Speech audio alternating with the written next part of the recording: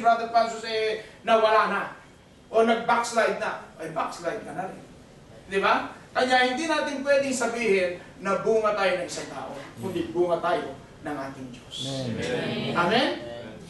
Sabi nga rito, and this is the will of Him who sent me, that I shall lose none of all that He has given me, but raise them up at the last days. All those who believe.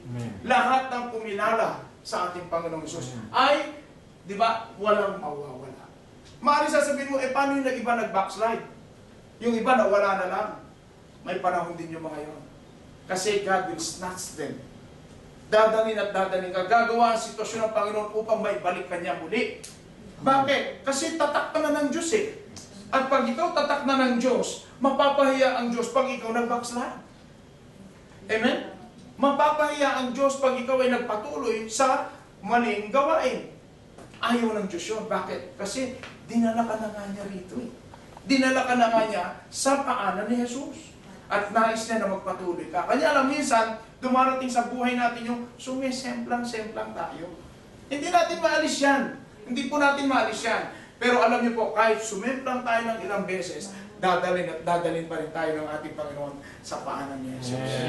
Uhugasan at uhugasan niya tayo lagi. Hindi napapagod ang Diyos sa atin. Tayo nga napapagod eh. Pero ang Diyos hindi napapagod. Gagawa at gagawa ng sitwasyon ng Diyos upang ikaw ay magamit niya. Amen? Meron pong mga kapatid na, ayaw ko magsalita, nahihiya ako. No? Pero nung siya ginamit ng Diyos, daig pa yung rancho, o daig pa yung itik, o kung ano man yan. Dahil sa galing niya magsalita. Amen? Ibig sabihin, gustong i-maximize ng Panginoon yung gift na binigay niya sa atin. Amen? Gusto niyang i-maximize to the full yung ibinigay niya sa atin. Upang sa gano'n marami ang kikilala sa ating Panginoon. Amen. Amen? All those who believe, sabi niya, no person, not a single one, will be lost. Kaya nga minsan may nawawala, pero pilit siyang binabalik ng ating Panginoon Jesus. Maring wala na siya rito, pero pagdating niya doon sa lugar na kung saan siya dadalhin ng Panginoon, doon siya gagamitin ng Panginoon. Amen? Amen? Bakit? Kasi you are predestined. Amen? You are predestined to the blessing of God. Amen? Amen. Philippians 1:6, pakibasa brother.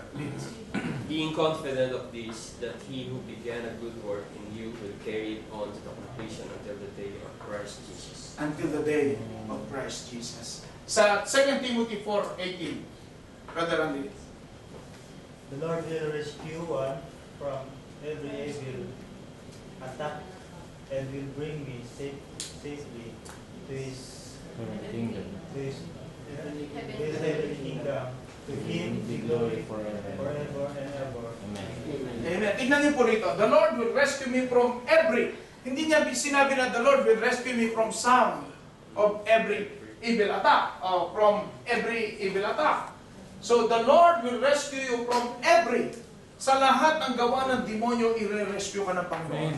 Amen. Kanya nga sabi niya sa 1 Corinthians 10:13 na walang temptation na hindi mo makakayanan. Amen. Sapagkat binigyan ka ng Diyos ng kakayanan upang mapagtagumpayan ang mga bagay na ito. At kung hindi mo mapagtagumpayan, ito pa ang call natin, and will bring me safely to His heavenly kingdom. Amen. Amen. Pag sinabi ng Diyos na, anak, wala kayatang discerning, wala kayatang wisdom, dadalhin at dadalhin ka pa rin ng Diyos. Kasi tinuturuan tayo ng Diyos. Tandaan po natin sa bawat sitwasyon natin, sa bawat sitwasyon na nararanasan natin, no, may plano ang Diyos. Amen? Kanya nga yung ibang mga kapatid, weird pa nga sila. Pag talagang malala yung sitwasyon niya, nagpapasalamat na kay Lord. Bakit? Kasi may pagpapala na kasunod. Amen? Amen? John 6:40, Brother Jeff. For my Father wills that everyone who looks to the Son and believes in Him shall have eternal life, and I will raise him up at the last day. And I will raise him up at the last day for total surrender. If we total surrender to God, eto po, who totally surrender to Jesus should have an eternal life. May buhay na walang hanggan. You are holy beings and eternal beings in heaven. Amen? At hindi lang yun, being raised up from The death. No? Na tayo mamamatay yung physical natin. Tandaan po natin, mamamatay po ang ating physical na katawan. Pero yung spirito po natin ay dadali ng Diyos doon sa kanyang kaharian. Kasi ang tao composed of body, soul, and spirit. Yung soul and spirit mo ay pupunta ulit doon sa Diyos. Ngunit ang ating katawan ay babalik sa alam. Amen? And God assured us of eternal life. God assured us also of victory over death. Dahil nga may buhay na walang hanggan. At hindi lang yon, assured of the resurrection. Bakit? Kasi darating ang Panginoong Jesus. Sa Hebrews 2:14-15, since the children have flesh and blood, He too shared in their humanity, so that by His death, He might destroy him who holds the power of death, that is, the devil, and free those who all their lives were held in slavery by their fear of death. At sabi po rito sa John 5:25-29, Sister Leonor, I tell you the truth, a time is coming and has now come when the dead will hear the voice of the Son of God, and those who hear will live. For as the Father has life in Himself, so He has granted the Son to have life in Himself, and He has given Him authority to judge, because He is the Son of Man. Do not be amazed at this, for a time is coming when all who are in their graves will hear His voice and come out. Those who have done good will rise to live, and those who have done evil will rise to condemn. Amen, no? Ito po yung bahagi na kung saan ang senaryo pagdating ng ating Panginoong Hesus. Magkakaroon ng judgment. Dalawang judgment po ang mangyayari. White throne judgment at yung Bema judgment.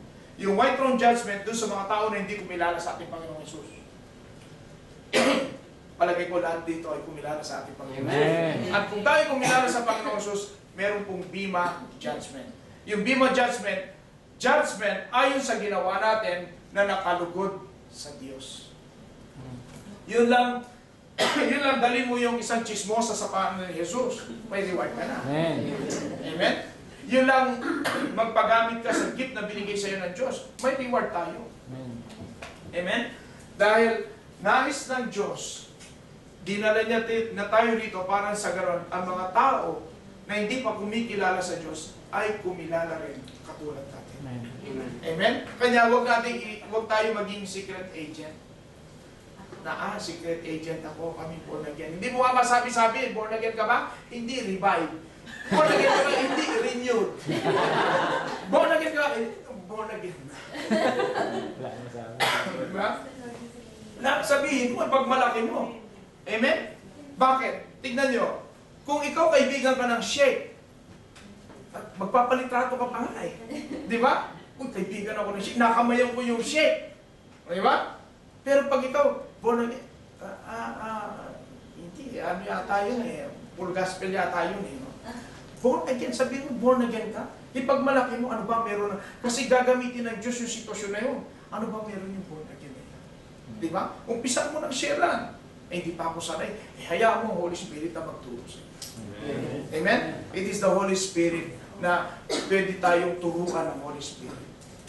Amen? Maring sasabihin mo, nagkamali-mali yung mga verses na binigay ko. Mali-mali ata. Hayaan mo na yung Holy Spirit na yung nagtitimpla mo. Inaayos na ng Holy Spirit yung mga mali mo.